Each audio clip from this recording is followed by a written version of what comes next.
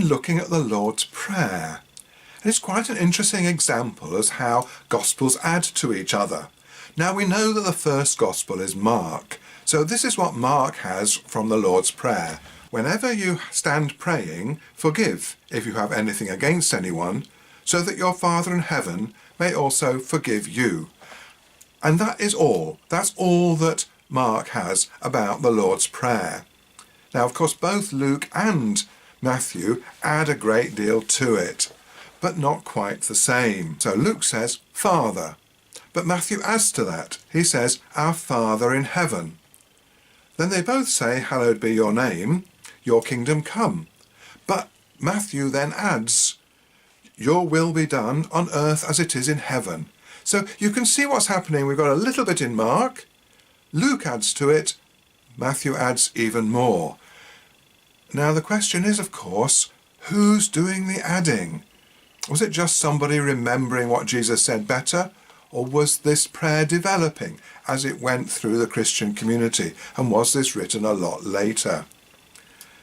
And both Luke and Matthew then do the bit about give us our daily bread and forgive us our sins. Not quite the same wording, but near enough. Now what's interesting for me is the last bit of it.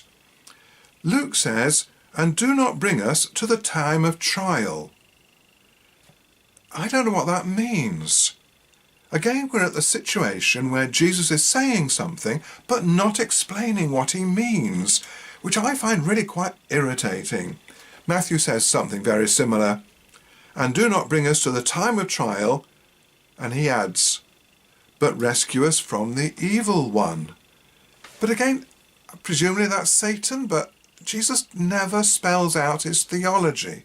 He never spells out who the evil one is, how he came to exist if God created everything.